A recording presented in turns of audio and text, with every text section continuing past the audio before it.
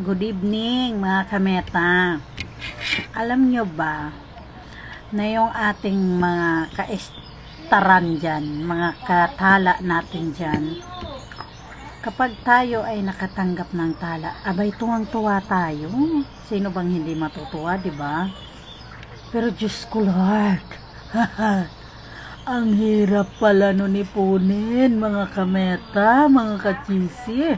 Alam nyo ba na kailangan natin maka 10,000 stars bago tayo makasahod kay Mami Mets? O diba? Diyos ko, paano natin bubuuhin yung 10,000 stars sa paisa-isang stars na ng mga nagbabato sa atin, diba?